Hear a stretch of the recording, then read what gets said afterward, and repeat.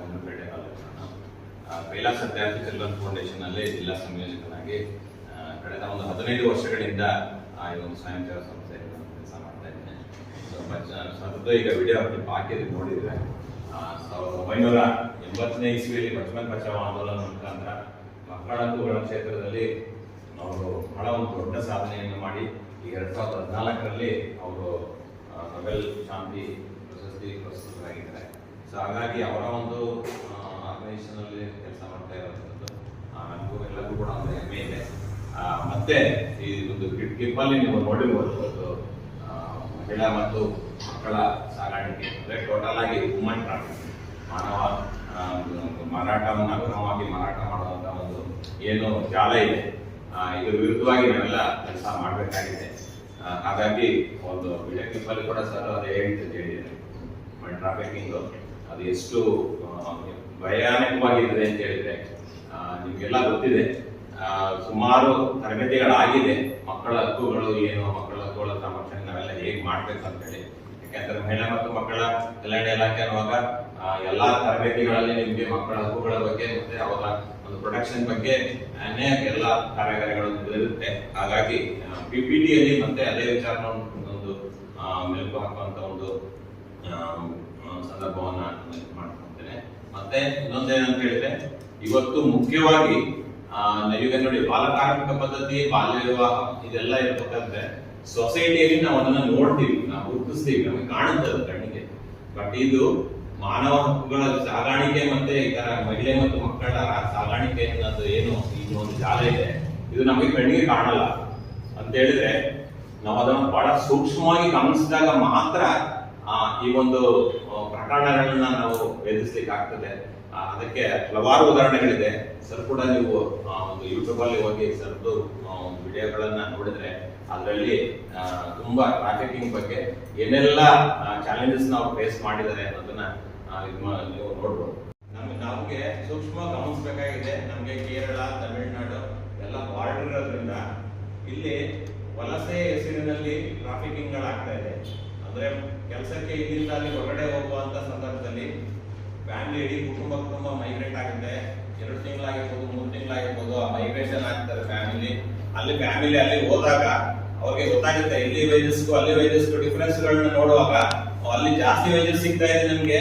ಹಾಗಾಗಿ ನಾವು ಯಾಕೆ ಇಲ್ಲೇ ಸ್ಟೇ ಮಾಡಬಾರ್ದು ಅಂತ ಹೇಳಿ ಎಷ್ಟೋ ಕುಟುಂಬಗಳು ಇಲ್ಲಿಂದ ಹೋದಂತ ಕುಟುಂಬಗಳು ದೊಡ್ಡ ದೊಡ್ಡ ಎಸ್ಟೇಟ್ ಗಳಲ್ಲಿ, ಫಾರೆಸ್ಟ್ ಏರಿಯಾಗಳಲ್ಲಿ ಅಲ್ಲೇ ಅವರು ಪರ್ಮನೆಂಟ್ ಆಗಿ ಉಳ್ಕೊಳ್ಳುವಂತ ಸಂದರ್ಭಗಳು ಬರುತ್ತೆ. ಅಂತ ಸಂದರ್ಭಗಳಲ್ಲಿ ತುಂಬಾನೇ ದೌರ್ಜನ್ಯಗಳು ಕೂಡ ಆಗ್ತಾ ಇದೆ. ಎಷ್ಟೊಂದು ಕೇಸಸ್ ನಾವು ನೋಡಿದೀವಿ. ಮಕ್ಕಳ ಕಲ್ಯಾಣ ಸಮಿತಿಗೂ ಕೂಡ ಸುಮಾರು ಕೇಸಸ್ಗಳನ್ನ ನಾವು ತಿಳಿಸಿದೀವಿ. ಅಂದ್ರೆ ಮಕ್ಕಳು ಇಲ್ಲಿಂದ ಪೇರೆಂಟ್ಸ್ ಜೊತೆಗೆ ಹೋದಂತ ಸಂದರ್ಭದಲ್ಲಿ ಅವ್ರು ಅಲ್ಲಿ ಹೋದಾಗ ದೌರ್ಜನ್ಯಕ್ಕೊಳಗಾಗ್ತಾರೆ. ಮತ್ತೆ ಅವರು ಬೇರೆ ಏನು ಮಾಡಕ್ಕಾಗದೆ ಅಲ್ಲಿ ಬಾಲ ಕಾರ್ಮಿಕರಾಗಿ ದುಡಿಮೆ ಮಾಡ್ತಾರೆ. ಬಾಲ ಕಾರ್ಮಿಕತೆಯನ್ನು ಮೀರಿದಂಗೆ ಅವ್ರಿಗೆ ಅಲ್ಲಿ ಅವ್ರಿಗೆ ಸ್ಲೇವರಿ ಒಂದು ಗುಲಾಮಗಿರಿಗೆ ಅವರು ಒಳಪಟ್ಬಿಡ್ತಾರೆ. ಆದ್ರೆ ನಮಗೆ ಗೊತ್ತೇ ಆಗೋದಿಲ್ಲ. ಯಾಕೆ ಅಂತ ಹೇಳಿದ್ರೆ ಇವತ್ತು ಎಲ್ಲ ಹಲವಾರು ಕಾರಣಗಳಿದೆ. ಇವತ್ತು ನಾವು ಮುಂದೆ ಬಡತನ ಅಂತ ಒಂದೇ ಹೇಳಕ್ಕಾಗಲ್ಲ. ಇವತ್ತು ಬಡತನದ ಜೊತೆಗೆ ನಾವು ಎಲ್ಲ ವ್ಯವಸ್ಥೆಗಳ ಒಳಗಡೆ ನಾವು ಕೆಲಸ ಮಾಡುವಾಗ ನಾವು ನೋಡುವಾಗ ಅನ್ಸುತ್ತೆ ಬಡತನದಿಂದ ಏನು ಈ ಒಂದು ಅಸಹಾಯಕತೆಯನ್ನ ಉಪಯೋಗಿಸಿಕೊಂಡು ಯಾರೋ ಒಬ್ಬರು ಅದರ ಒಂದು ಲಾಭವನ್ನು ಪಡ್ಕೊಂತ ಇದ್ದಾರೆ. ಮಕ್ಕಳ ಮೇಲೆ ದೌರ್ಜನ್ಯ ನಿರಂತರವಾಗಿ ಆಗ್ತಾ ಇದೆ. ದೌರ್ಜನ್ಯಗಳನ್ನ ಒಂದು ಕಡೆ ಬದಿಗಿಟ್ಟು ಈ ಒಂದು ಮಕ್ಕಳ ಇವತ್ತು ಏನು ಮಕ್ಕಳ ಕ್ಷೇತ್ರದಲ್ಲಿ ಎಲ್ಲ ಕೆಲಸ ಮಾಡ್ತಾ ಇದ್ದೀವಿ. ಇವತ್ತು ವಿವಿಧ ಇಲಾಖೆಗಳು ಬೇರೆ ಬೇರೆ ವಿಚಾರವಾಗಿ ಒಟ್ಟಾರೆ ಎಲ್ಲ ನೋಡೋದಾದ್ರೆ ಮಕ್ಕಳ ಸಂರಕ್ಷಣೆ ಮುಖ್ಯ ಉದ್ದೇಶ ಆಗಿರುತ್ತೆ. ಮಾಡ್ಲಿಕ್ಕೆ ಅನುವು ಮಾಡಿಕೊಡೋದು ಬಹಳ ಮುಖ್ಯ ಆಗುತ್ತೆ. ಸೊ ಹಾಗಾಗಿ ಆ ನಿಟ್ಟಿನಲ್ಲಿ ಸುಮಾರು ವಿಡಿಯೋ ಕ್ಲಿಪ್ಪಿಂಗ್ಸ್ ಗಳಲ್ಲಿ ಒಂದು 4 ಕ್ಲಿಪ್ಪಿಂಗ್ಸ್ ಅನ್ನು ನಾವು ತಂದಿದ್ದೇವೆ. ಸೊ ಅದನ್ನ ಕೂಡ ನೀವು ಆಮೇಲೆ ನೋಡ್ಬೋದು. PPTಗೆ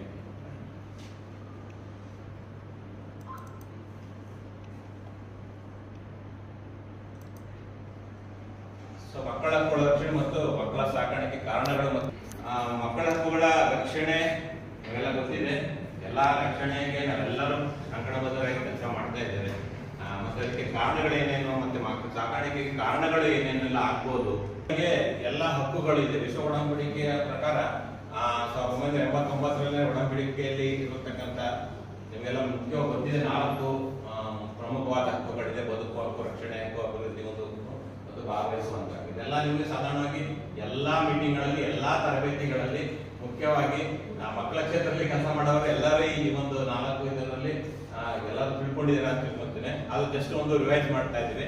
ಮತ್ತೆ ಬದುಕುವ ಹಕ್ಕಲ್ಲಿ ಮತ್ತೆ ಉತ್ತಮ ಆರೋಗ್ಯ ಸೇವೆ, ಒಂದು ಮಗು ಹುಟ್ಟಿದಾಗ ಅದಕ್ಕೆ ಪೌಷ್ಟಿಕವಾದ ಆಹಾರ ಮತ್ತೆ ಜೀವನ ಮಟ್ಟವನ್ನು ನಾವು ಸುಧಾರಣೆ ಮಾಡ್ಕೊಳ್ಳಿಕ್ಕೆ ಪೂರಕವಾದಂಥ ವಾತಾವರಣ ಕಲ್ಪಿಸ್ಕೊಡುವಂಥದ್ದು, ಮತ್ತೆ ಒಂದು ಮಗುವಿಗೆ ಒಂದು ಹೆಸರು ಮತ್ತೆ ಒಂದು ರಾಷ್ಟ್ರೀಯತೆ ಅನ್ನೋದು ಬೇಕಾಗುತ್ತೆ. ಸೊ ಹಾಗೆ ರಕ್ಷಣೆ ವಿಚಾರಕ್ಕೆ ಬಂದಾಗ ಶೋಷಣೆ, ಸಾಗಾಣಿಕೆ ವಿರುದ್ಧ ರಕ್ಷಣೆಯನ್ನ ನಾವು ನೀಡಬೇಕಾಗಿದೆ. ಅದೆಲ್ಲ ನಾವೆಲ್ಲ ಆಲ್ಮೋಸ್ಟ್ ಎಲ್ಲರೂ ಮಾಡ್ತಾ ಇರುವಂಥದ್ದು ಈ ಒಂದು ಕಾರ್ಯದಲ್ಲಿ. ಮತ್ತೆ ದುರುಪಯೋಗ ರಹಿತವಾಗಿ ನಾವು ಮತ್ತೆ ಎಲ್ಲೂ ಮಕ್ಕಳನ್ನ ಬೇರೆ ತರದಲ್ಲಿ ದುರುಪಯೋಗ ಮಾಡ್ಕೊಳ್ಳದೆ ಇರುವಂತ ಒಂದು ರಕ್ಷಣೆಯನ್ನು ಕೊಡಬೇಕಾಗುತ್ತೆ. ಮತ್ತೆ ಅಮಾನವೀಯ ನಡವಳಿಕೆ ಇಲ್ಲದಿರುವುದು, ಮತ್ತೆ ತಿರಸ್ಕಾರ ರಹಿತ ಬದುಕು. ಎಲ್ಲೂ ಮಕ್ಕಳನ್ನಾಗ್ಲಿ ಮಹಿಳೆಯರನ್ನಾಗ್ಲಿ ನಾವು ತಿರಸ್ಕಾರ ಮಾಡಬಾರದು. ಹಾಗಾಗಿ ಮಕ್ಕಳಲ್ಲೂ ಕೂಡ ಅವ್ರನ್ನ ತಿರಸ್ಕಾರ ರಹಿತವಾದಂತ ಬದುಕನ್ನ, ಒಂದು ಒಳ್ಳೆ ವಾತಾವರಣವನ್ನ ಕಲ್ಪಿಸಿಕೊಡ್ಬೇಕಾದದ್ದು ನಮ್ಮೆಲ್ಲರ ಒಂದು ಆದ್ಯ ಕರ್ತವ್ಯ ಆಗಿರುತ್ತೆ. ಮತ್ತೆ ತುರ್ತು ಸ್ಥಿತಿಯಲ್ಲಿ ಮತ್ತೆ ಅನಾರೋಗ್ಯ, ಅಂಗವಿಕಲತೆ, ಸಂಘರ್ಷ, ಶಸ್ತ್ರ ಸಂಘರ್ಷ ಮತ್ತೆ ಅಂಗವಿಕಲ, ಇದೆಲ್ಲ ವಿಶೇಷವಾಗಿ ಯಾವುದೇ ಮಗುವನ್ನು ನಾವು ಒಂದು ಯಾವ್ದು ಅಂದ್ರೆ ವಿಂಗಡಣೆ ಮಾಡಂಗಿಲ್ಲ. ಇದು ಈ ತರ ಮಗು ಈ ತರ ಇದೆ, ಇದನ್ನ ನಾವು ಬೇರೆ ತರದಲ್ಲಿ ರಕ್ಷಣೆ ಕೊಡಬೇಕು, ಈ ತರ ಇಲ್ಲ. ಎಲ್ಲರಿಗೂ ಕೂಡ ಒಂದೇ ರೀತಿಯಾದಂತಹ ಒಂದು ಏಕರೂಪವಾಗಿ ರಕ್ಷಣೆಯನ್ನ ಕೊಡಬೇಕಾಗುತ್ತೆ. ಮತ್ತೆ ಹಾಗೆ ಅಭಿವೃದ್ಧಿ ಬಂದಾಗ ಶಿಕ್ಷಣ ಮತ್ತು ಮಾಹಿತಿ, ಪ್ರಾಥಮಿಕ ಪೂರ್ವ ಕಲಿಕೆಗೆ ಅವಕಾಶ ಮಾಡಿಕೊಡುವಂಥದ್ದು, ಮತ್ತೆ ಸಾಮಾಜಿಕ ಭದ್ರತೆಗಳನ್ನ ಒದಗಿಸಿಕೊಡುವಂಥದ್ದು. ಇದನ್ನ ಒಂದೊಂದನೇ ವಿಚಾರಣೆಯನ್ನ ಬ್ರೀಫ್ ಮಾಡ್ತಾ ಹೋದ್ರೆ ತುಂಬಾ ಸಮಯ ಆಗುತ್ತೆ. ಹಾಗಾಗಿ ಅದನ್ನ ಹಾಗೆ ನಾನು ಹೇಳ್ತಾ ಹೋಗ್ತಾ ಇದ್ದೇನೆ. ವಿಶ್ರಾಂತಿ ಮತ್ತೆ ಆಟೋಟ ಮತ್ತು ಸಾಂಸ್ಕೃತಿಕ ಚಟುವಟಿಕೆ ಅವಕಾಶ. ಆಕ್ಚುಲಿ ಈ ಒಂದು ಅಭಿವೃದ್ಧಿ ಇದರಲ್ಲಿ ನಾವು RT right to education act ಆಗಿ ಮಗುವಿನ ಸರ್ವತೋಮುಖ ಅಭಿವೃದ್ಧಿಗೆ, ಎಜುಕೇಶನ್ಗೆ ಹೆಚ್ಚು ಒತ್ತು ಕೊಟ್ಟು ಇವತ್ತು ನಾವೆಲ್ಲ ಕೆಲಸ ಮಾಡಬೇಕಾಗಿದೆ. ಮತ್ತೆ ಭಾಗವಹಿಸುವ ಹಕ್ಕಿನ ಮಕ್ಕಳ ಅಭಿಪ್ರಾಯಗಳಿಗೆ ಗೌರವ ಕೊಡುವಂಥದ್ದು. ಸಾಧಾರಣವಾಗಿ ಭಾಗವಹಿಸುವ ಹಕ್ಕು ಅಂತ ಹೇಳಿದ್ರೆ ನಾವು ಎಲ್ಲ ಅನ್ಕೊಂತೀವಿ, ಎಲ್ಲೋ ಒಂದು ಹೋಗಿ ಒಂದು ಆಟ ಅಥವಾ ಒಂದು ಆಡೋ ಒಂದು ಡ್ಯಾನ್ಸ್ ಇದರಲ್ಲಿ ಅವರು ತೊಡಗಿಸ್ಕೋಬೇಕು ಅನ್ನೋದಿದೆ. ಅದಕ್ಕೆ ಒಂದು ಅವಕಾಶ ಮಾಡಿಕೊಡ್ಬೇಕು, ಮಗುವಿಗೆ ಒಂದು ವೇದಿಕೆ ಕಲ್ಪಿಸ್ಬೇಕು, ಕೊಡ್ಬೇಕು ಅನ್ನೋದಿದೆ. ಅದ್ರ ನಿಜವಾದ ಒಂದು ಭಾಗವಹಿಸುವ ಹಕ್ಕು ಅಂತ ಹೇಳಿದ್ರೆ ನಾವು ಮಕ್ಕಳ ಅಭಿಪ್ರಾಯಗಳಿಗೆ ಯಾವಾಗ ಮನ್ನಣೆ ಕೊಡ್ತೀವಿ.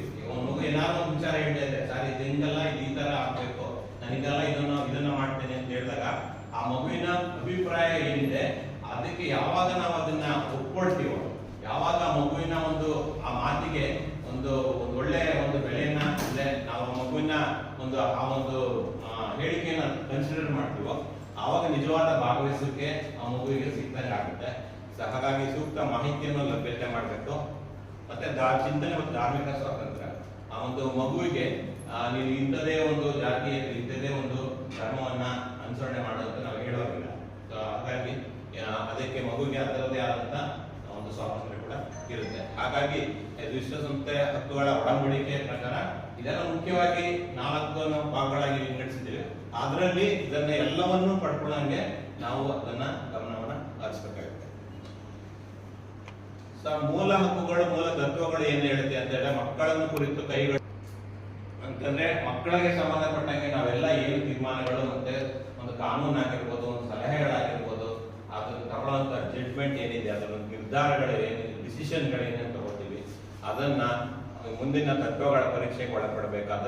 ಅದು ಪೂರ್ವಭಾವಿ ಯೋಚನೆ ಮಾಡಿ ಇದನ್ನ ಈ ಒಂದು ಮಗುವಿನ ಸರ್ವತೋಮುಖ ಅಭಿವೃದ್ಧಿಗೆ ನಾವು ಅದನ್ನ ಅಳವಡಿಸಬಹುದಾ ಇಲ್ವಾ ಅಂತ ಹೇಳಿ ಅದನ್ನ ಪರೀಕ್ಷೆಗೆ ಒಳಪಡಿಸಬೇಕು.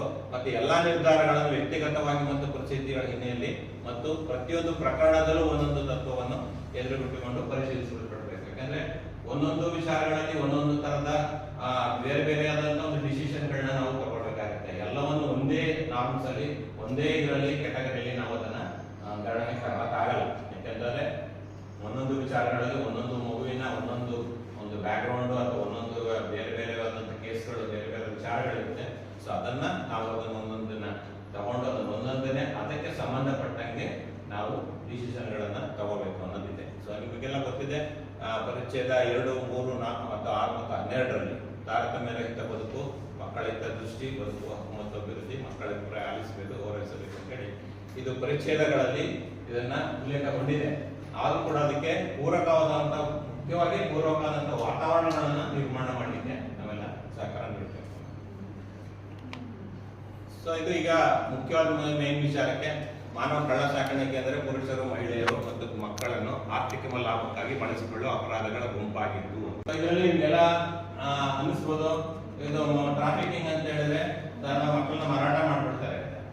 ಸೊ ಮಕ್ಕಳನ್ನ ಮಾರಾಟ ಮಾಡ್ಬಿಡ್ತಾರೆ ಅಂದ್ರೆ ಪುರುಷರು, ಮಹಿಳೆಯರು ಮತ್ತೆ ಮಕ್ಕಳನ್ನು ಆರ್ಥಿಕ ಲಾಭಕ್ಕಾಗಿ, ಇದನ್ನ ಯಾರು ಮಾಡ್ತಾರೆ ಆರ್ಥಿಕ ಲಾಭಕ್ಕಾಗಿ, ಅದನ್ನು ಕೂಡ ನಾವು ನೋಡ್ಬೇಕಾಗುತ್ತೆ. ಯಾಕಂದ್ರೆ ಎಲ್ಲಾ ಮಕ್ಕಳನ್ನು ಎಲ್ಲರೂ ಮಾಡಲ್ಲ. ಯಾರಿಗಾದ್ರೂ ಕೆಟಗರಿ ಒಂದು ಗುಂಪಿರುತ್ತೆ, ಅಥವಾ ಅವರ ಒಂದು ಅಸಹಾಯಕತೆಯನ್ನು ಬಳಸಿಕೊಂಡು ಅವರನ್ನು ಮಾತ್ರ ಲಾಭಕ್ಕಾಗಿ, ಅವರ ಆರ್ಥಿಕ ಲಾಭಕ್ಕಾಗಿ ಬಳಸಿಕೊಳ್ಳುವ ಅಪರಾಧಗಳ ಗುಂಪಾಗಿದ್ದು ಇದು ಮೂಲಭೂತ ಮಾನವ ಹಕ್ಕುಗಳ ಉಲ್ಲಂಘನೆ ಆಗಿದೆ. ಅದರಲ್ಲಿ ನಿಮಗೆ ಗೊತ್ತಿರೋ ಉಲ್ಲಂಘನೆ, ಅದು ಮಾನವ ಹಕ್ಕುಗಳ ಉಲ್ಲಂಘನೆ ಆಗಿರುತ್ತೆ. ಮತ್ತೆ ಮಾನವ ಕಳ್ಳ ಸಾಕಾಣಿಕೆ ಮೂರನೇ ಅತಿ ದೊಡ್ಡ ಅಂತಾರಾಷ್ಟ್ರೀಯ ಮಟ್ಟದಲ್ಲಿ ಅತಿ ಹೆಚ್ಚು ದೊಡ್ಡ ಅಪರಾಧ, ಮೂರನೇ ಸ್ಥಾನದಲ್ಲಿ ದೊಡ್ಡ ಅಪರಾಧವಾಗಿ ಇದೆ. ಮತ್ತೆ ವಾರ್ಷಿಕವಾಗಿ 1 ಮಿಲಿಯನ್ಗಿಂತಲೂ ಹೆಚ್ಚು ಜನರು ಕಳ್ಳ ಸಾಕಾಣಿಕೆ ಆಗುತ್ತಾರೆ. ಇದು ಜಸ್ಟ್ ಒಂದು ಸರ್ವೆ ಪ್ರಕಾರ ಮಾತ್ರ. ಆ ಒಂದು ಇದರಲ್ಲಿ 1 ಮಿಲಿಯನ್ಗಿಂತಲೂ ಹೆಚ್ಚು ಜನರು ಕಳ್ಳ ಸಾಗಣೆ ಆಗ್ತಾರೆ ಅಂತಂದ್ರೆ ಅದರಲ್ಲಿ ಮಕ್ಕಳು ಎಷ್ಟೋ ತುಂಬಾ ಜನ ಇರ್ತಾರೆ. ಅದರಲ್ಲಿ 40ರಿಂದ 50 ಭಾಗದಷ್ಟು ಮಕ್ಕಳೇ ಜಾಸ್ತಿ ಅವರು ಈ ತರ ಟ್ರೇಡಿಂಗ್ ಇದರಲ್ಲಿ ಸಿಗಾಕೊಂತಾರೆ. ಮಾನವ ಕಳ್ಳ ಸಾಗಾಣಿಕೆ ಗುಲಾಮಗಿರಿಯ ದೊಡ್ಡ ಸಮಸ್ಯೆ ಒಂದು ಭಾಗವಾಗಿದೆ. ಇದು ಗುಲಾಮಗಿರಿ ಹೇಗೆ ಬರುತ್ತೆ ಅಂತ ಹೇಳಿದ್ರೆ ಗುಲಾಮಗಿರಿ ಅಂತ ಅದು ಇವಾಗ ನಾವು ಅದನ್ನ ಸ್ಲೇವರಿ ಇದನ್ನ ನಾವು ನಿಲ್ಲಿಸಬೇಕು ಅಂತ ಹೇಳಿ ಕೆಲಸ ಸರ್ ಒಂದು global March against child labour ಮತ್ತೆ ಸ್ಲೇವರಿ ಅಂತ ಹೇಳಿ ಒಂದು ಕ್ಯಾಂಪೇನ್ ಅನ್ನ ಮಾಡಿದ್ರು. ಸೊ ಅದರಲ್ಲಿ ಅವರು ಹೇಳೋದು ಏನಂತ ಹೇಳಿದ್ರೆ, ಈ ಗುಲಾಮಗಿರಿ ಅನ್ನೋದು ಇದೆಯಲ್ಲ, ಇದು ಒಂದಕ್ಕೊಂದು ಎಲ್ಲ ಲಿಂಕ್ ಇರುತ್ತೆ. ಈಗ ಮೊದಲನೇದಾಗಿ ಒಂದೇ ಸರಿ ಅವ್ರು ಸೇವರೆ ಆಗಲ್ಲ. ಒಂದ್ಸರಿ ಬಾಲ ಕಾರ್ಮಿಕರಾಗ್ತಾರೆ, ಶಾಲೆಯಿಂದ ಹೊರಗೆ ಉಳಿತಾರೆ, ಮತ್ತೆ ಬಾಲ ಕಾರ್ಮಿಕರಾಗ್ತಾರೆ, ಮತ್ತೆ ಬಾಲಕರಾದ್ಮೇಲೆ ಆಮೇಲೆ ಅವರು ಈ ಒಂದು ಗುಲಾಮಗಿರಿಗೆ ಸ್ಲೇವರಿಯಾಗಿ ಬರ್ತಾರೆ. ಯಾಕಂತಂದ್ರೆ ಒಂದ್ಸರಿ ಮಗು ದುಡಿಯೋದಿಕ್ಕೆ ಸಣ್ಣ ವಯಸ್ಸಿನಲ್ಲಿ ದುಡ್ಡು ಮಾಡಿದಾಗ ಆ ಪೇರೆಂಟ್ಸ್ ಆ ಮಕ್ಕಳನ್ನ ಬೇರೆ ಕಡೆಗೆ ಮಾರಾಟ ಮಾಡುವಂಥದ್ದು, ಮತ್ತೆ ಬೇರೆ ಬೇರೆ ಆಮಿಷಗಳನ್ನ ತೋರಿಸಿ ಅವರನ್ನ ಹೊರಗಡೆಗೆ ಕಳಿಸುವಂತ ಆ ಒಂದು ಮತ್ತೆ ಆ ಮಕ್ಕಳು ಗುಲಾಮಗಿರಿಯ ಪದ್ಧತಿ ಒಳಗಡೆ ಸೇರ್ಪಡುವಂತ ಒಂದು ವಿಚಾರಗಳು ಅದರಲ್ಲಿ ಬರುತ್ತೆ. ಸೊ ಇದನ್ನೆಲ್ಲ ನೋಡುವಾಗ ನಮ್ಗೆ ನೆಕ್ಸ್ಟ್ ಮಕ್ಕಳ ಕಳ್ಳ ಸಾಗಾಣಿಕೆ ಕಾರಣಗಳು ಏನೇನಿದೆ ಅಂದ್ರೆ, ಪೋಷಕರ ನಿರುದ್ಯೋಗ. ಒಂದು ಕುಟುಂಬದಲ್ಲಿ ಪೋಷಕರು ಯಾರಿರ್ತಾರೆ ಅವ್ರಿಗೆ ನಿರುದ್ಯೋಗ ಸಮಸ್ಯೆ ಇರುತ್ತೆ. ಈಗ ನಾನು ಮತ್ತೆ ಹೇಳಿದೆ ಮೈಗ್ರೇಷನ್ ಅಂತ ಹೇಳಿ, ಈ ಹೊರಗಡೆ ಒಂದು ಊರಿಂದ ಇನ್ನೊಂದು ಊರಿಗೆ ಅಥವಾ ಒಂದು ರಾಜ್ಯದಿಂದ ಇನ್ನೊಂದು ರಾಜ್ಯಕ್ಕೆ ಹೋಗ್ತಾರೆ ಅಂದಾಗ ಯಾಕೆ ಹೋಗ್ತಾರೆ ಅಂದ್ರೆ ಪೋಷಕರಲ್ಲಿ ಅವರಲ್ಲಿ ನಿರುದ್ಯೋಗ ಸಮಸ್ಯೆ ತುಂಬಾ ಇರುತ್ತೆ. ಮತ್ತೆ ಅವರು ಅನಿವಾರ್ಯವಾಗಿ ಒಂದು ಜಾಗದಿಂದ ಹೋಗ್ಲೇಬೇಕಾಗುತ್ತೆ. ಹಾಗಾಗಿ ಆ ಒಂದು ಮುಖ್ಯ ಕಾರಣ ಅದು ಕೂಡ ಆಗುತ್ತೆ.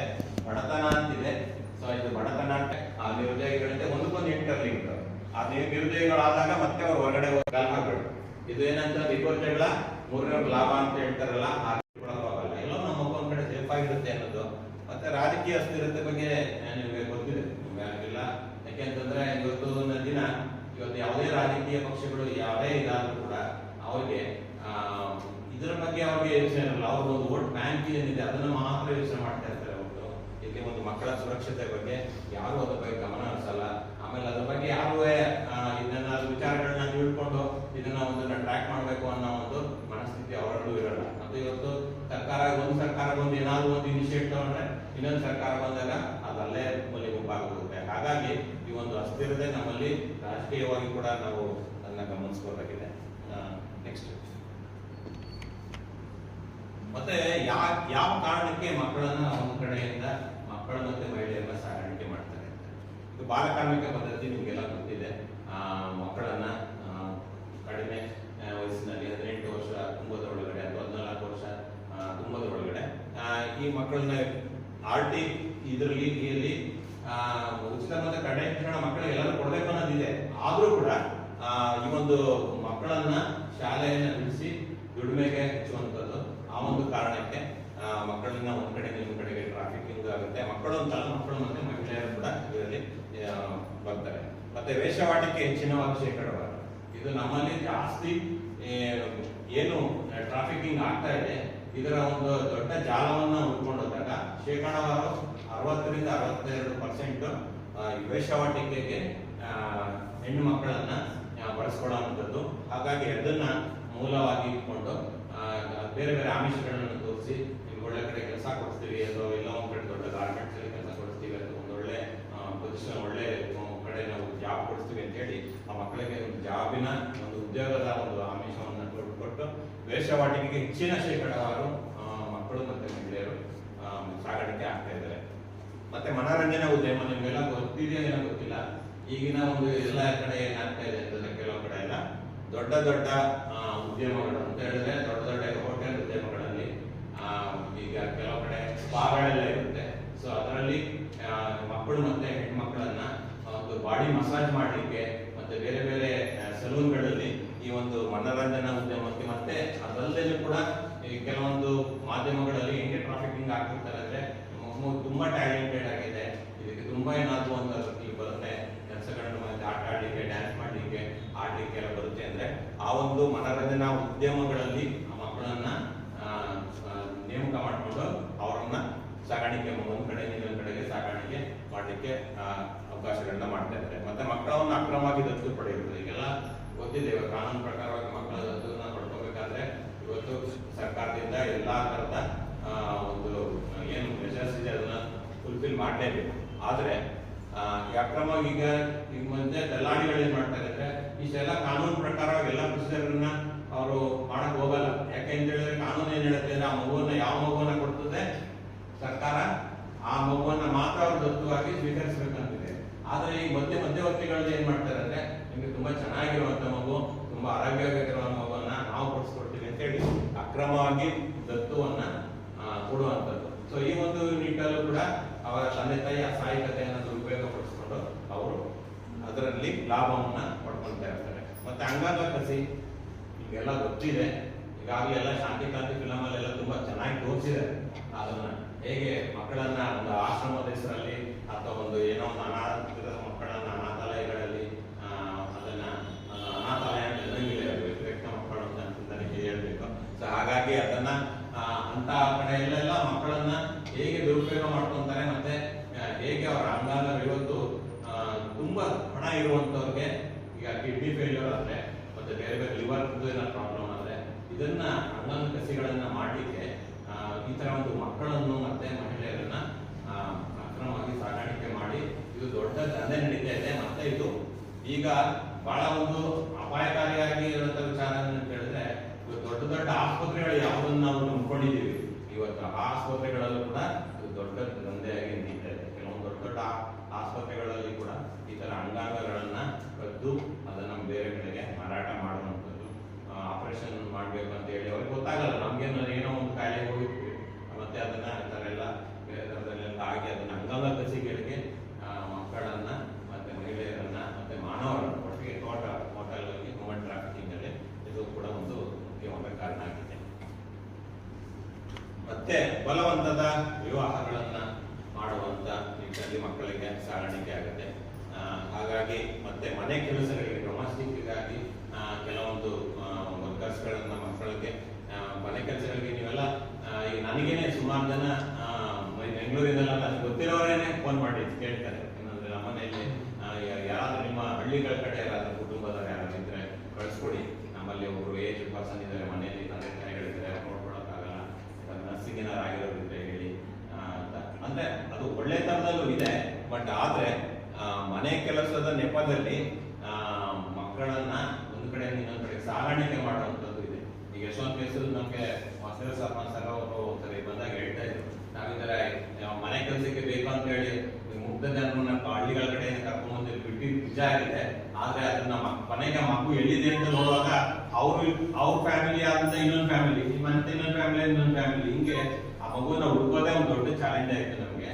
ಸೊ ಹಾಗಾಗಿ ಆ ಒಂದು ಮನೆ ಕೆಲಸಕ್ಕೆ ಕೂಡ ಅದನ್ನ ಉಪಯೋಗಿಸ್ಕೊಳ್ಳುವಂಥದ್ದು. ಮತ್ತೆ ಮಾದಕ ವಸ್ತುಗಳ ಕಳ್ಳ ಸಾಗಾಣಿಕೆಗೆ ಈ ಮಕ್ಕಳು ಮತ್ತೆ ಮಹಿಳೆಯರನ್ನ ಬಳಸ್ಕೊಳ್ಳುವಂಥದ್ದು. ಮತ್ತೆ ಭಿಕ್ಷೆ ಬೇಡೋದಕ್ಕೆ ನೀವೆಲ್ಲ ನೋಡ್ತಾ ಇದ್ದೀವಿ, ಬಸ್ ಸ್ಟ್ಯಾಂಡ್ಗಳಲ್ಲಿ, ರೈಲ್ವೆ ಸ್ಟೇಷನ್ ಎಲ್ಲ ಕಡೆ ಕೂಡ ನೀವು ಇದನ್ನ ಭಿಕ್ಷಾಟನೆಯನ್ನ ಭಿಕ್ಷೆ ಬೇಡುವಂತ ಇದನ್ನ ಒಂದು ಜಾಲ ಇದೆ.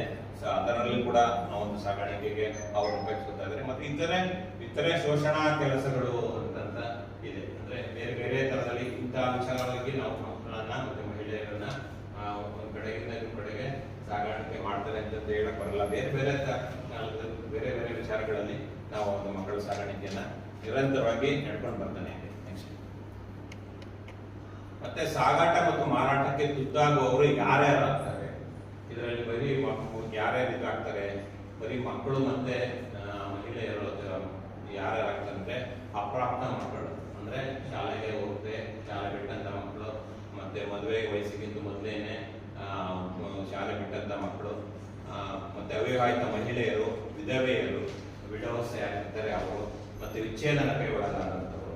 ಸೊ ಇವೆಲ್ಲ ಏನಾಗುತ್ತೆ ಅಂದ್ರೆ ಅವರ ಒಂದು ಅಸಹಾಯಕತೆ ಏನಿದೆ ಆ ಅಸಹಾಯಕತೆಯನ್ನ ಅದನ್ನ ಉಪಯೋಗಿಸ್ಕೊಂಡು ಅದನ್ನ ಅವರು ಅದನ್ನ ಎನ್ಕ್ಯಾಶ್ ಮಾಡ್ಕೊಳ್ತಾರೆ. ಮತ್ತು ಕಾನೂನು ಬಾಹಿರ ವಲಸಿಗರು ಇರ್ತಾರೆ ಕೆಲವರು, ಅವ್ರಿಗೆ ನೀವೆಲ್ಲ ನೋಡ್ತಾ ಇದ್ರೆ ರೋಡ್ ಸೈಡ್ ಅಲ್ಲಿ ಎಲ್ಲ ಕೆಲವೆಲ್ಲ ಕೇಬಲ್ ಕನೆಕ್ಷನ್ಸ್ ಪೈಪ್ ಲೈನ್ಗಳೆಲ್ಲ ಮಾಡ್ಲಿಕ್ಕೆ ಈಗ ಬೇರೆ ಕಡೆಯಿಂದೆಲ್ಲ ಬರ್ತಾರೆ. ಅವ್ರಿಗೇನು ಆಥರೈಸ್ಡ್ ಇರಲ್ಲ, ಯಾರು ಬೇರೆ ಕಡೆಯಿಂದ ಅವ್ರು ಲೈಸೆನ್ಸ್ ತಗೊಂಡು ಬಂದಿರಲ್ಲ, ಅಥವಾ ಗುತ್ತಿಗೆ ಆಧಾರದ ಮೇಲೆ ಏನೋ ಅಗ್ರಿಮೆಂಟ್ ಏನು ಆಗಿರಲ್ಲ. ಸೊ ಹಾಗಾಗಿ ಒಂದು ಕಾನೂನು ಬಾಹಿರವಾದ ವಲಸಿಗರು ಅವ್ರಿಗೆ ಯಾವುದೇ ಕಾನೂನಿನಲ್ಲಿ ಯಾವುದೇ ಇದರಲ್ಲಿ ಅವ್ರ ರಕ್ಷಣೆ ಅನ್ನೋದು ಇರೋದಿಲ್ಲ. ಆದ್ರೆ ಅವ್ರು ಯಾವುದೋ ಒಂದು ದಲ್ಲಾಳಿಗಳ ಮುಖಾಂತರ ಮಧ್ಯವರ್ತಿಗಳ ಮುಖಾಂತರ ಅವ್ರು ಕೆಲಸ ಮಾಡ್ತಾ ಇರ್ತಾರೆ. ಅಂತವರು ಕೂಡ ಸಾಗಾಣಿಕೆ ಮತ್ತೆ ಮಾರಾಟಕ್ಕೆ ತುತ್ತಾಗ್ತಾರೆ. ಮತ್ತೆ ದುಡಿಯುವ ಮಕ್ಕಳು, ಬೀದಿ ಮಕ್ಕಳು, ಕಾಣೆಯಾದ ಮಕ್ಕಳು, ಮತ್ತೆ ಮಿಸ್ಸಿಂಗ್ ಚೈಲ್ಡ್, ಮತ್ತೆ ನಿರ್ಲಕ್ಷಿತರಾಗಿರೋದು, ಪರಿತ್ಯಕ್ತ ಮಕ್ಕಳು. ಸೊ ಪರಿತ್ಯಕ್ತ ಮಕ್ಕಳು ಅಂತ ನಿಮ್ಗೆ ಮೊದಲೇ ಹೇಳಿದ್ರೆ ಅನಾಥ ಮಕ್ಕಳು, ಅದು ಅನಾಥ ಮಕ್ಕಳು ಅಂತ ಅನ್ನುವಾಗಿದೆ. ಎಲ್ಲೂ ಕಾನೂನಲ್ಲಿ ಅನಾಥಾಲಯ ಕೂಡ ನಮಗೆ ಮಹೇಶ್ವರ ಸರ್ ಹೇಳಿದ್ರು, ಸರ್ ನಾವು ಅನಾಥಾಲಯಕ್ಕೆ ಹೋಗೋಣ ಅಂದಾಗ ಇಲ್ಲ ಸರ್ ನಾವು ನೆನಗಿಲ್ಲ ಅಂತ ಹೇಳಿ. ಸೊ ಹಾಗಾಗಿ ಅದು ಪರಿತ್ಯಕ್ತ ಮಕ್ಕಳು ಆ ತರ ಒಂದು ಆ ಮಕ್ಕಳನ್ನು ಕೂಡ ನಾವು ಸಾಗಾಣಿಕೆ ಮತ್ತು ಮಾರಾಟಕ್ಕೆ ಗೊತ್ತಾಗಿರ್ತಾರೆ. ಮಾನಸಿಕ ಅಸ್ವಸ್ಥರು ಮತ್ತೆ ಬುದ್ಧಿಮಾಂದ್ಯರು, ಸ್ವಲ್ಪ ಚೆನ್ನಾಗಿರೋರನ್ನೇ ಅವರು ಏನಾದ್ರು ಒಂದು ಮೋಡಿ ಮಾಡಿ ಹೊರಗಡೆ ಕಳಿಸ್ಕೊಳ್ಳೋಕೆ ಮಾರಾಟ ಮಾಡ್ಲಿಕ್ಕೆ ಇದಾಗ್ತಾರೆ ಅಂದ್ರೆ ಸ್ವಲ್ಪ ಬುದ್ಧಿಮಾಂದ್ಯತೆ ಅಥವಾ ಮಾನಸಿಕವಾಗಿ ಸ್ವಲ್ಪ ವೀಕ್ ಇದ್ರೆ ಅಂತವರನ್ನ ಒಂದು ಆರೋಗ್ಯ ಸಮಸ್ಯೆಯನ್ನ ಅದನ್ನೇ ಮುಖ್ಯವಾಗಿ ಇಟ್ಕೊಂಡು ಅಂತ ಮಕ್ಕಳನ್ನು ಕೂಡ ಮಾರಾಟಕ್ಕೆ ಮಾಡ್ತಾರೆ. ಮತ್ತೆ ಇಡೀ ಮಾನವ ಕಳ್ಳಸಾಗಾಣಿಕೆ ಪ್ರಕ್ರಿಯೆಯಲ್ಲಿ 4 ಜನರು ಮೇನ್ ಆಗಿ ಮುಖ್ಯವಾಗಿ ಭಾಗಿದ್ದಾರೆ. ಯಾರ್ಯಾರು ಆಗಿರ್ತಾರೆ ಇದರಲ್ಲಿ ಮುಖ್ಯವಾಗಿ ನೇಮಕಾತಿ ಮಾಡುವುದು. ಈಗ ನಿಮ್ಗೆ ಏನಾದ್ರು ಅದನ್ನ ಒಂದು ಕೆಲಸಕ್ಕೆ ನಾವು ನೇಮಕಾತಿ ಮಾಡುವಂಥದ್ದು, ಮತ್ತೆ ಯಾವ್ದಾದ್ರು ಅಂಶಗಳನ್ನ ಒಡ್ಡಿ ಮತ್ತೆ ಕೆಲಸ ಕೊಡಿಸ್ತೀವಿ ಅಂತ ಹೇಳುವಂಥದ್ದು, ಅಂದ್ರೆ ಮಧ್ಯವರ್ತಿಗಳ ತರನೇ ಅವರು ನೇಮಕಾತಿ ಮಾಡೋರು. ಮತ್ತೆ ಸಾಗಾಣಿಕೆದಾರರು, ಒಂದು ಕಡೆಯಿಂದ ನಿಮ್ಗೆಲ್ಲ ಗೊತ್ತಿದೆ, ಈಗ ನಾವು ಕೇರಳದಲ್ಲಿ ವಲಸೆ ಹೋಗ್ಬೇಕಾದ್ರೆ ಮತ್ತೆ ಒಬ್ರು ಮೇಸ್ತ್ರಿ ಅಂತ ಬರ್ತಾರೆ, ಮತ್ತೆ ಒಬ್ರು ಸೂಪರ್ವೈಸರ್ ಅಂತ ಬರ್ತಾರೆ. ಅವ್ರು ಯಾವ ಒಂದು ವೆಹಿಕಲ್ ಅಲ್ಲಿ ಬಂದು ನಿಮ್ಗೆ ಎಷ್ಟು ಜನ ಬೇಕು ಕೆಲಸದವ್ರನ್ನ ವೆಹಿಕಲ್ ಮಾಡಿ ಅವ್ರನ್ನ ಕರ್ಕೊಂಡು ಒಂದ್ ಕಡೆ ಇನ್ನೊಂದು ಸಾಗಾಣಿಕೆ ಮಾಡ್ಕೊಂಡು ಹೋಗ್ತಾರೆ. ಕೆಲ ಕಡೆ ನೆಕ್ಸ್ಟ್ 3ನೇದು ಬಲಿಪಶುಗಳು ಅಂತಿದೆ. ಸೊ ಬಲಿಪಶು ಆಗೋದು ಅಂತಂದ್ರೆ ಪಾಪ ಅವ್ರಿಗೆ ಗೊತ್ತಿರಲ್ಲ, ಅವ್ರಿಗೆ ನಾವು ಯಾವ ಉದ್ದೇಶಕ್ಕೆ ಹೋಗ್ತಾ ಇದೀವಿ ಅನ್ನೋದು ಗೊತ್ತಾಗಲ್ಲ. ಮತ್ತೆ ಯಾಕೆ ಇವ್ರು ನಮ್ಮಲ್ಲಿ ಕರ್ಕೊಂಡು ಹೋಗ್ತಾ ಇದ್ದಾರೆ ಅವ್ರಿಗೆ ಏನೋ ಒಂದು ಹೇಳಿರ್ತಾರೆ, ಏನೋ ಜಾಬ್ ಇದೆ ಮತ್ತೆ ಏನೋ ಒಂದು ಅವಕಾಶಗಳಿದೆ ಅಂತ ಮಾತ್ರ ಹೇಳಿರ್ತಾರೆ. ಪಾಪ ಅವ್ರಿಗೆ ನಿಜವಾಗ್ಲೂ ನಮ್ಮನ್ನ ಮಾರಾಟ ಮಾಡ್ತಾ ಇದ್ದಾರೆ, ಮತ್ತೆ ನಮ್ಗೆ ಈ ತರ ಎಲ್ಲ ಆಗ್ತಾ ಇದೆ, ನಾವು ಇದು ಒಂದು ಬಂಧನ ಒಳಗಡೆ ಸಿಗಾಕೊಂತ ಇದೀವಿ ಅನ್ನೋದು ಗೊತ್ತಿರಲ್ಲ. ಬಲಿಪಶುಗಳಾಗಿ ಕೆಲವರು ಹೋಗಿ ತಗಲಾಕೊಂತಾರೆ. ಸೊ ಹಾಗಾಗಿ ಕಳ್ಳ ಸಾಗಾಣಿಕೆ ಉದ್ಯಮ ಇದು ಒಂದು ದೊಡ್ಡ ಒಂದು ಇದು ರಾಕೆಟ್ ಅಂತ ಹೇಳ್ತೀವಿ. ಇದೊಂದು ಮಾನವ ಕಳ್ಳ ಸಾಗಾಣಿಕೆ ಉದ್ಯಮ ಆಗಿ ಬೆಳೆದು ಬೃಹದಾಕಾರವಾಗಿ ಬೆಳೆದಿದೆ. ಸೊ ಹಾಗಾಗಿ ಇವತ್ತು ನಾವು ಎಲ್ಲಿದ್ದಾರೆ ಇವರೆಲ್ಲ ದೊಡ್ಡ ದೊಡ್ಡ ಸಿಟಿಗಳಲ್ಲಿ ಇದ್ದಾರೆ ನಾವು ಹೇಳ್ಕೊಳ್ತೀವಿ. ಆದ್ರೆ ಪ್ರತಿ ಹಳ್ಳಿಗಳಲ್ಲೂ, ಪ್ರತಿ ಗ್ರಾಮ ಮತ್ತೆ ಪಟ್ಟಣ ಪ್ರದೇಶಗಳಲ್ಲೂ ಕೂಡ ಈ ಒಂದು ಜಾಲ ಹಬ್ಕೊಂಡಿದೆ. ಬಟ್ ನಮ್ಗೆ ಅದನ್ನ ಗುರುತಿಸುವಂತದ್ದು ನಮ್ಗೆ ಗೊತ್ತಾಗ್ತಾ ಇಲ್ಲ. ಮತ್ತೆ ಇವರನ್ನ ಬಲಿಪಶುಗಳನ್ನು ನಿಯಂತ್ರಿಸಲು ಅವರು ಏನೆಲ್ಲ ವಿಧಾನಗಳನ್ನ ಬಳಸ್ತಾರೆ ಅಂತ ಹೇಳಿದ್ರೆ, ತುಂಬಾ ಸಣ್ಣ ವಯಸ್ಸಿನವರಾದ್ರೆ ಹೊಡೆಯುವಂಥದ್ದು, ಮತ್ತೆ ಸುಡುವಂಥದ್ದು, ಅವರಿಗೆ ತೊಂದರೆ ಕೊಡುವಂಥದ್ದು, ಅತ್ಯಾಚಾರಗಳನ್ನ ಮಾಡುವಂಥದ್ದು, ಮತ್ತೆ ಊಟ ಕೊಡದೆ ಹಸುವಾಗಿ ಅವ್ರನ್ನ ಇರಿಸುವಂಥದ್ದು, ಮತ್ತೆ ಒಬ್ಬರನ್ನೇ ಒಂದ್ ಕಡೆ ಕೂಡಾಕುವಂಥದ್ದು, ಮತ್ತೆ ಅವ್ರನ್ನ ಮಾನಸಿಕವಾಗಿ ಬೈದು ಅವ್ರನ್ನ ನಿಂದನೆ ಮಾಡುವಂಥದ್ದು, ಮತ್ತೆ ಮಾದಕ ದ್ರವ್ಯ ಮತ್ತು ಮದ್ಯಪಾನದ ಅಡಿಕ್ಷನ್ ಅನ್ನ ಅವ್ರಿಗೆ ಕಲಿಸ್ಬಿಡುವಂಥದ್ದು. ಸೊ ಅದನ್ನ ಅಡಿಕ್ಷನ್ ಇಲ್ಲ ಅಂದ್ರೆ ಅವ್ರು ಇರೋದೇ ಇಲ್ಲ ಅಂತಾರೆ. ಆಗ ಅವರು ಇವರ ಮಾತನ್ನ ಕೇಳ್ತಾರೆ ಅನ್ನೋ ಒಂದು ಉದ್ದೇಶದಲ್ಲಿ ಮಾದಕ ದ್ರವ್ಯ ಮತ್ತು ಮದ್ಯಪಾನದ ಅವಲಂಬನೆಗೆ ಅವರನ್ನ ಅಳವಡಿಸ್ಬಿಡ್ತಾರೆ. ಮತ್ತೆ ಅವರ ಕೆಲವೊಂದು ನಿಮ್ಗೆ ದಾಖಲೆಯನ್ನು ತಡೆ ಹಿಡಿಯುವಿಕೆ, ಈಗ ನಿಮ್ಗೆ ಮಾಸ್ ಕಾರ್ಡ್ ಇರ್ಬೋದು ಅಥವಾ ನಿಮ್ಮ ಮೂಲ ದಾಖಲಾತಿಗಳಿರ್ಬೋದು, ಆಧಾರ್ ಕಾರ್ಡ್, ಪಾನ್ ಕಾರ್ಡ್, ಇದನ್ನ ನಿಮ್ಗೆ ಜಾಬ್ ಕೊಡಿಸ್ತೀವಿ ಅಂತ ಹೇಳಿ ಅದನ್ನ ಉಳಿಸ್ಕೊಂಡು ಅದನ್ನ ವಾಪಸ್ ಕೊಡದೇ ಇರೋದನ್ನ ಅದನ್ನ ದಾಖಲೆಯನ್ನು ತಡೆ ಹಿಡಿಯುವಂಥದ್ದು. ಆಗ ಪಾಪ ಅವ್ರೇನ್ ಮಾಡ್ತಾರೆ, ಎಲ್ಲ ಮೂಲ ದಾಖಲಾತಿ ಅವ್ರು ಕೊಟ್ಟಿದ್ದೀವಿ ಅಂತ ಅವ್ರು ಹೇಳ್ದಂಗೆ ಕೇಳ್ಬೇಕಾಗುತ್ತೆ. ಮತ್ತೆ ಸಾಲದ ಬಂಧನ, ಸಾಲದ ದುಡ್ಡು ಕೊಡುವಂಥದ್ದು, ಮತ್ತೆ ಗಡೀಪಾರು ಬೆದರಿಕೆ, ನಿಮ್ಮನ್ನ ಇದು ಮಾಡಲಿಲ್ಲ ಅಂತಂದ್ರೆ ಊರಿಂದ ಅವರು ಹೊರಗಡೆ ಕಳಿಸ್ಬಿಡ್ತಾರೆ ಅಥವಾ ಗಡಿಪಾರು ಮಾಡ್ತಾರೆ. ಈ ಜಿಲ್ಲೆ ರಾಜ್ಯದಿಂದ ಗಡಿಪಾರು ಮಾಡ್ಬಿಡ್ತೀವಿ ಅನ್ನೋ ಒಂದು ಬೇಡಿಕೆಗಳನ್ನ ಹಾಕ್ತಾರೆ. ಮತ್ತೆ ಬಲಿಪಶುವಿನ ಕುಟುಂಬ ಅಥವಾ ಸ್ನೇಹಿತರ ವಿರುದ್ಧ ಅವನ ಅಥವಾ ಅವಳ ತಾಯ್ನಾಡಿನಲ್ಲಿ ಬೆದರಿಕೆಗಳನ್ನ ಈಗೆಲ್ಲ ಒಂದು ಕಡೆ ಇರಿಸ್ಕೊಂಡು ನಿಮ್ಮ ಕುಟುಂಬಕ್ಕೆ ತೊಂದರೆ ಮಾಡ್ತೀವಿ, ನಿಮ್ಮ ಒಂದು ಫ್ಯಾಮಿಲಿಗೆ, ನಿಮ್ಮ ಸ್ನೇಹಿತರಿಗೆ ಈ ಥರ ತೊಂದರೆಗಳನ್ನ ಕೊಡ್ತೀವಿ ಅಂತೇಳಿ ಅವರನ್ನ ಬ್ಲ್ಯಾಕ್ ಮೇಲ್ ಮಾಡುವಂಥದ್ದು. ಇದೆಲ್ಲ ವಿಚಾರಗಳನ್ನ ಅವ್ರ ವಿಧಾನಗಳನ್ನ ಅವರು ಬಳಸ್ತಾ ಇರ್ತಾರೆ. ಮತ್ತೆ ಇದರಿಂದ ಮಕ್ಕಳ ಕಳ್ಳ ಸಾಗಾಣಿಕೆಯಿಂದ ದುಷ್ಪರಿಣಾಮಗಳು ಯಾವ್ದಾಗುತ್ತೆ ಅಂದ್ರೆ ಮಕ್ಕಳು ಮುಖ್ಯವಾಗಿ ಶಿಕ್ಷಣದಿಂದ ವಂಚಿತರಾಗ್ತಾರೆ, ಮತ್ತೆ ಸಾಮಾಜಿಕ ನಿಂದನೆಗೆ ಒಳಗಾಗ್ತಾರೆ, ದೌರ್ಜನ್ಯಕ್ಕೆ ಒಳಗಾದ ಕ್ರೋಧ, ಮತ್ತೆ ಯಾವಾಗ ಅವರು ಈ ತರ ಒಂದು ಸಾಮಾಜಿಕ ನಿಂದನೆ ಇದೆಲ್ಲ ಬರುತ್ತೆ ಅವರಲ್ಲಿ ಒಂದು ಕ್ರೋಧ, ತುಂಬಾ ಕೋಪದಿಂದ ಕೂಡಿರ್ತಾರೆ. ಯಾವ ಮಕ್ಕಳು ಸೌಮ್ಯವಾಗಿರಲ್ಲ, ಆ ತರ ಒಂದು ಕ್ರೋಧವನ್ನು ತುಂಬಿರುತ್ತೆ, ಕಳ್ಳತನ ಮೋಸ ವಂಚನೆ ಮಾಡಲು ಮುಂದಾಗ್ತಾರೆ. ಆವಾಗ ವಿಧಿ ಇಲ್ಲದೆ ಅವರು ಅದೊಂದು ಪ್ರೇರೇಪಣೆ ಮಾಡಿಕೊಂಡು ಅದು ಮುಂದೆ ಅವರು ಕಳ್ಳತನ ಮೋಸ ಮತ್ತೆ ವಂಚನೆ ಮಾಡಲಿಕ್ಕೆ ಮುಂದಾಗ್ತಾರೆ. ಸಮಾಜದಲ್ಲಿ ಸ್ವಾಸ್ಥ್ಯತೆ ಕಡಿಮೆ ಅಂತ ಹೋಗುತ್ತೆ. ಇದೆಲ್ಲ ಆದಾಗ ಆಟೋಮೆಟಿಕ್ ಆಗಿ ಒಂದು ಸಮಾಜದಲ್ಲಿ ಸೊಸೈಟಿಯಲ್ಲಿ ಒಂದು ಸ್ವಾಸ್ಥ್ಯತೆ ಕಡಿಮೆ ಆಗ್ತಾ ಹೋಗುತ್ತೆ. ಮತ್ತೆ ಬಾಲ್ಯ ವಿವಾಹ, ಬಾಲ ಗರ್ಭಿಣಿಯರ ಸಂಖ್ಯೆ ಏರಿಕೆ ಆಗ್ತಾ ಹೋಗುತ್ತೆ. ಸೊ ಇದೆಲ್ಲ ಒಂದಕ್ಕೊಂದು ಏನಂತ ಹೇಳಿದ್ರೆ ಒಂದಕ್ಕೊಂದು ಇಂಟರ್ಲಿಂಕ್. ಸೊ ಒಂದೇ ಮುಖ್ಯವಾಗಿ ಮಾನವ ಕಳ್ಳ ಸಾಗಾಣಿಕೆ ಅನ್ನುವಂಥದ್ದು ಒಂದೇ ಮುಖ್ಯ ಕಾರಣ ಅಲ್ಲ, ಇದಕ್ಕೆ ಹಲವಾರು ಕಾರಣಗಳು ಒಂದು ಇಂಟರ್ಲಿಂಕ್ ಆಗಿ ಹೋಗುತ್ತೆ. ಮತ್ತೆ ಈ ತರ ಕಳ್ಳ ಸಾಗಾಣಿಕೆ ಮಾಡಿದ್ರೆ ಈಗ ಕಾನೂನಿನಲ್ಲಿ IPC ಕಾನೂನಿನ ಪ್ರಕಾರ 372, 373 ಮತ್ತೆ 374 ಇದರಲ್ಲಿ ಏನೆಲ್ಲ ಶಿಕ್ಷೆಗಳಾಗುತ್ತೆ. ಯಾರು ಮಾನವ ಸಾಗಾಣಿಕೆ ಮಾಡ್ತಾರೋ ಅವ್ರಿಗೆ 7 ರಿಂದ 10 ವರ್ಷಗಳವರೆಗೆ ಕಠಿಣ ಕಾರಾಗೃಹ ವಾಸ ಮತ್ತೆ ಜುಲ್ಮಾನೆ ಗುರಿ ಆಗ್ತಾರೆ. ಮತ್ತೆ ಇದರ ಪ್ರಕಾರ ಒಬ್ಬರಿಗೆ 370/30 ಪ್ರಕಾರ ಒಬ್ಬರಿಗಿಂತ ಹೆಚ್ಚು ಮಾನವ ಸಾಗಾಣಿಕೆ ಆಗ್ತಾರೆ. ಒಬ್ಬರಿಗಿಂತ ಜಾಸ್ತಿ ಅಂದ್ರೆ ತುಂಬಾ ಜನಗಳನ್ನ ಕೆಲಸಕ್ಕೆ ಕರ್ಕೊಂಡು ಹೋಗುವಂಥದ್ದು ಈ ತರ ಮಾಡಿದ್ರೆ, ಒಬ್ಬರಿಗಿಂತ ಹೆಚ್ಚು ಮಾನವ ಸಾಗಾಣಿಕೆ ಮಾಡಿದ್ರೆ 10 ವರ್ಷದವರೆಗೆ ಜೀವಾವಧಿ ಶಿಕ್ಷೆ ಇರುತ್ತೆ, ಮತ್ತೆ ಕಠಿಣ ಕಾರಾಗೃಹ ಶಿಕ್ಷೆ ಕೂಡ ಇರುತ್ತೆ. ಮತ್ತೆ ಯಾವ ಕೃತ್ಯವು ಅಪ್ರಾಪ್ತ ಮಾನವ ಸಾಗಾಣಿಕೆ ಅಪರಾಧವಾಗಿರುತ್ತೋ ಅದು ಅಪ್ರಾಪ್ತರನ್ನ ಮಾಡಿದ್ರೆ 10 ವರ್ಷ ಜೀವಾವಧಿ ಶಿಕ್ಷೆ ಮತ್ತೆ ಕಠಿಣ ಕಾರಾಗೃಹ ಮತ್ತೆ ಜುಲ್ಮಾನೆ ಕೂಡ ಇರುತ್ತೆ.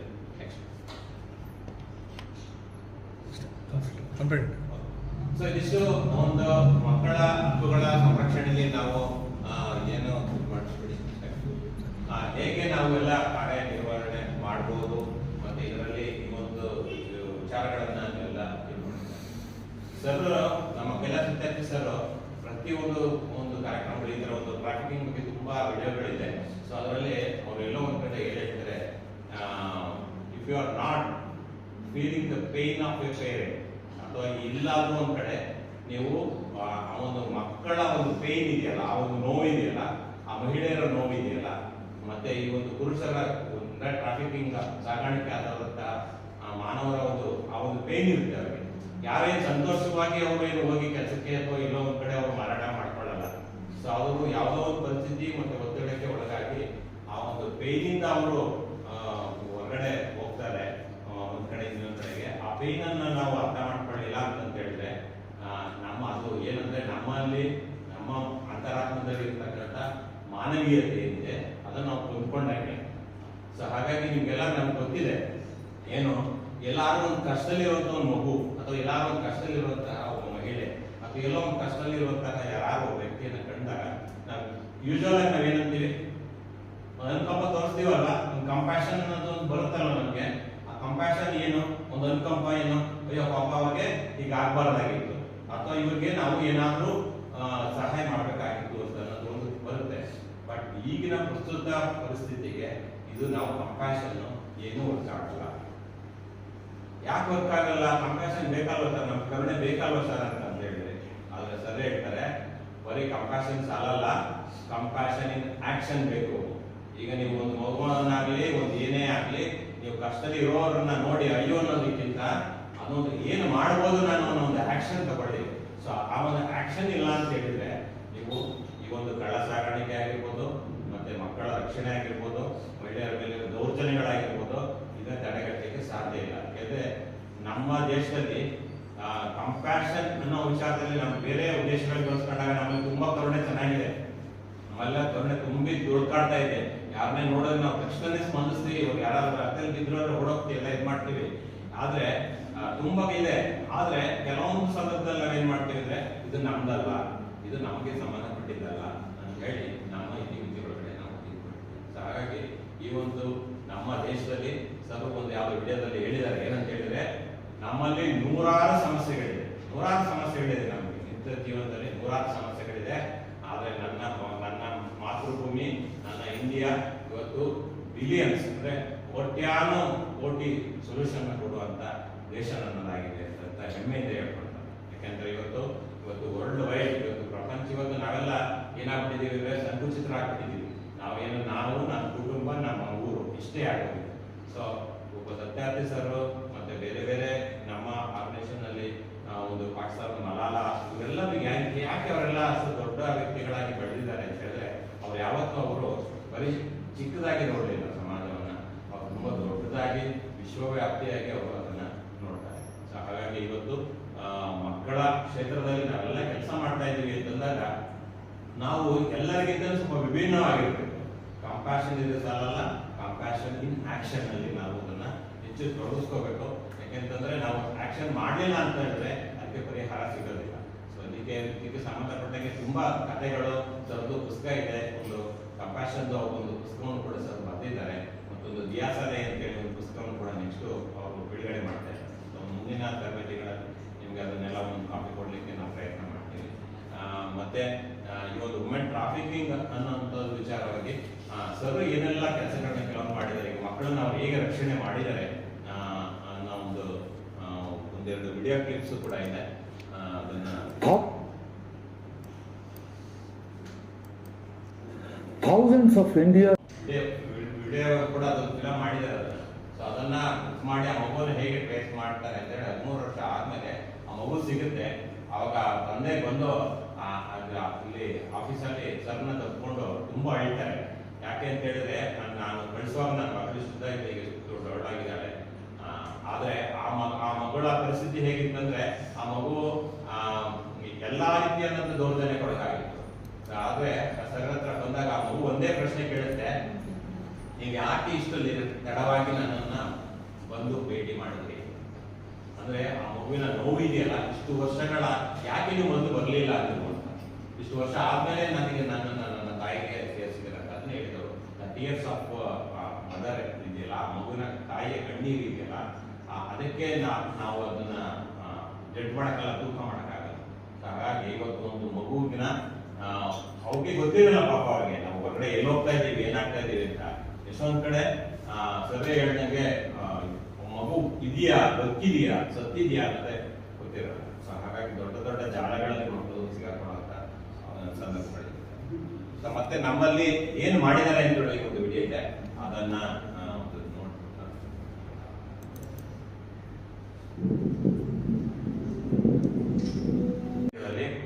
ಕೆಲ ಸತ್ಯಾರ್ಥಿ ಸರ್ ಹೇಳಿದ್ದಾರೆ, ನಾವು ಈಗ ಬದುಕಬೇಕು ಅನ್ಕೊಂಡಿದ್ದೀವಿ ಚಾಮರಾಜನಗರಕ್ಕೆ ಅಂತ ಹೇಳಿ. ಸೊ ಅದನ್ನ ನಾವು ಸತತವಾಗಿ ಹೋದಾಗೆಲ್ಲ ಸರ್ಗೆ ಹೇಳ್ತಾನೆ ಇರ್ತೀನಿ, ಇಲ್ಲ ಸರ್ ನೀವು ಬರಲೇಬೇಕು ಅಂತ. ಮೈಸೂರಿಗೆಲ್ಲ ಬಂದಿದ್ದಾರೆ, ಬೆಂಗಳೂರು ಬರ್ತೀರಾ, ಮೈಸೂರಿಗೆ ಬರ್ತೀರಾ, ನಮಗೆ ಚಾಮರಾಜನಗರಕ್ಕೆ ಕೂಡ ಬನ್ನಿ ಅಂತ ಹೇಳಿದ್ದಾರೆ.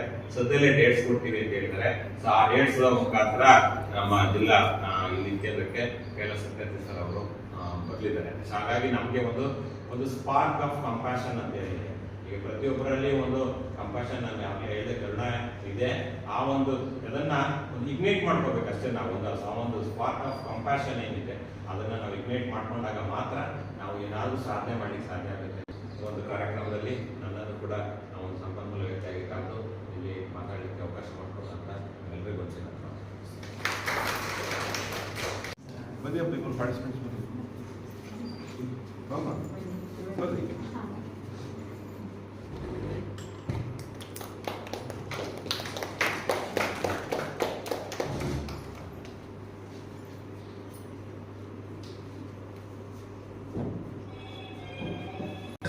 ಉಪನಿರ್ದೇಶಕರು ಮೇಡಮ್ ಮತ್ತು ಮಕ್ಕಳ ಅಭಿವೃದ್ಧಿ ಇಲಾಖೆ ಇವರನ್ನ ಉದ್ಘಾಟನಾ ಭಾಷಣ ಮಾಡುವಂತ ಈ ರೀತಿ ಮೇಲೆ ವಿಚಾರವನ್ನು ಮಂಡನೆ ಮಾಡಿದಂಥ ಶ್ರೀಯುತ ನಾರಾಯಣ ಸ್ವಾಮಿ ಅವರೇ ಹಾಗೂ ನಮ್ಮ ಇಲಾಖೆಯ ಶಿವಸ್ವಾಮಿ ಅವರೇ ಮತ್ತು ಶ್ರೀಧರ್ ಅವರೇ ಮತ್ತು ತ್ರಿವೇಣಿ ಅವರೇ ಮತ್ತು ನೆರೆದಿರುವಂಥ ಎಲ್ಲ ಸೆಕ್ಯೂರಿಟಿ ಸ್ಟಾಫ್ ಸೆಂಟ್ರು DCP ಮತ್ತು ವಿವಿಧ ವಿಭಾಗಗಳಿಂದ ಬರುವಂಥ ಎಲ್ಲ ನನ್ನ ಆತ್ಮೀಯ ವರ್ಗದವರು.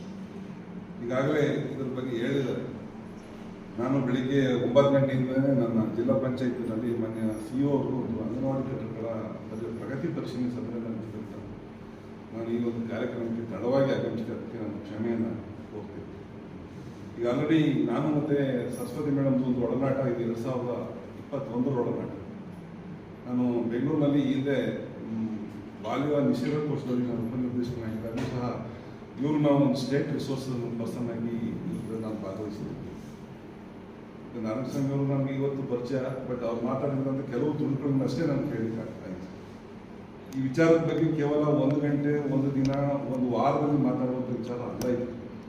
ಇವರ ಬಗ್ಗೆ 1 ವರ್ಷಗಳ ಕಾಲ ವಿಚಾರವನ್ನು ಮಂಡನೆ ಮಾಡೋದು. ನಾನು ಪ್ರಾಕ್ಟಿಕಲ್ ಆಗಿ ಒಂದು 2-3 ವಿಚಾರಗಳನ್ನಷ್ಟೇ ನಿಮ್ಮ ಮುಂದೆ ಮಾತಾಡಿ ನನಗೆ ಬೇರೆ ಕಾರ್ಯಕ್ರಮಕ್ಕೆ ಹೋಗಬೇಕಾಗಿರೋದ್ರಿಂದ ನಾನು ನಿಮ್ಮ ಮುಂದೆ ನಾನು ಈ ವಿಚಾರವನ್ನು ಮಂಡನೆ ಮಾಡೋದು. ಮಹಿಳಾ ಮತ್ತು ಮಕ್ಕಳ ಅನೈತಿಕ ಸಾಗಾಣಿಕೆ ಅನ್ನುವಂಥದ್ದು ಭಾಳ ದುರಾದೃಷ್ಟಕರ ವಿಚಾರ. ನಾನು ಬೆಂಗಳೂರಿನಲ್ಲಿ ಇದ್ದಾಗ ಲೈವ್ ಆಗಿ ನಡೆದಂಥ ಘಟನೆಯನ್ನು ನಿಮ್ಮ ಮುಂದೆ ನಾನು ಹೇಳ್ತೀನಿ. ಅವಾಗ ನಾನು ಬೆಂಗಳೂರಿನಲ್ಲಿ BBM ಇದ್ದೆ, assistant commissioner for advertisement. Bengaluru ಬೃಹತ್ ಮಹಾನಗರ ಪಾಲಿಕೆಯಲ್ಲಿ ನಾನು ಜಾಹೀರಾತು ವಿಭಾಗದಲ್ಲಿ ಸಹಾಯಕ ಆಯುಕ್ತನಾಗಿ ಕೆಲಸ ಮಾಡ್ತಿದ್ದೆ. ಅವಾಗ ಬೆಂಗಳೂರಿನಲ್ಲಿ ಎಲ್ಲೇ ಒಂದು ಸಣ್ಣ ಸ್ಟಿಕ್ಕರ್ ಅಂಟಿಸ್ಬೇಕಾದ್ರೂ ನನ್ನ ಪರ್ಮಿಷನ್ ಬೇಕಿತ್ತು. ಅಂಥ ಹುದ್ದೆನಲ್ಲಿ ನಾನು ಕೆಲಸ ಮಾಡ್ತಿದ್ದ ಸಂದರ್ಭ. ಅವಾಗ ಏನಾಯಿತು, ಮಧ್ಯಾಹ್ನ ಟೈಮಲ್ಲಿ ವಿಜಯನಗರದಲ್ಲಿ ಒಂದು ಬಸ್ ಸ್ಟ್ಯಾಂಡಲ್ಲಿ ಒಂದು ಹುಡುಗಿ, ಕಾಲೇಜ್ ಹುಡುಗಿ ಬಂದು ನಿಂತಿದೆ. ಕಾಲೇಜ್ ಹುಡುಗಿ ಬಂದಿತ್ತು, ಅವ್ರ ಪಕ್ಕದಲ್ಲಿ ಒಂದು ಯಂಗ್ಸ್ ಬಂದು ನಿಂತ್ಕೊಳ್ತು. ಒಳ್ಳೆ ಒಡವೆ ಹಾಕಿದ್ದಾರೆ, ಒಳ್ಳೆ ರೇಷ್ಮೆ ಸೀರೆ ಹುಟ್ಟಿದ್ದಾರೆ, ತುಂಬ ಚೆನ್ನಾಗಿದ್ದಾರೆ, ತುಂಬ ಹೈಟೆಕ್ ಫ್ಯಾಮಿಲಿನಲ್ಲಿರುವಂಥ ಫ್ಯಾಮಿಲಿ ಯಂಗ್ಸರ್ ರೀತಿ ಕಾಣಿಸ್ತಿದೆ ಅಮ್ಮ.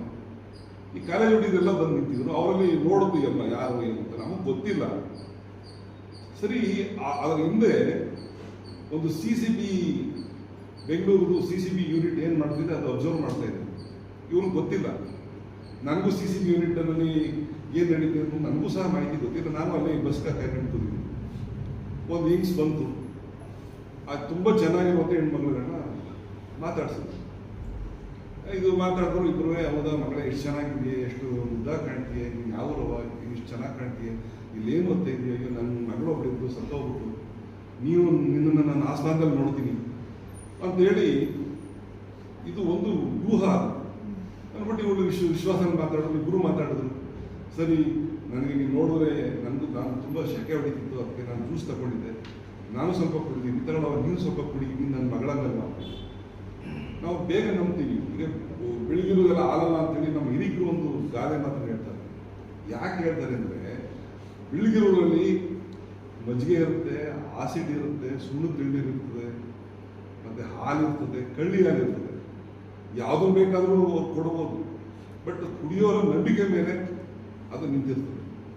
ಸರಿ, ಏನಾಯಿತು, ಈ ಹುಡುಗಿ ಕುಡಿತು. ಒಂದು 5-10 ನಿಮಿಷ ಆಯಿತು, ತಲೆ ತಿರುಗಿ ಬಿತ್ತು.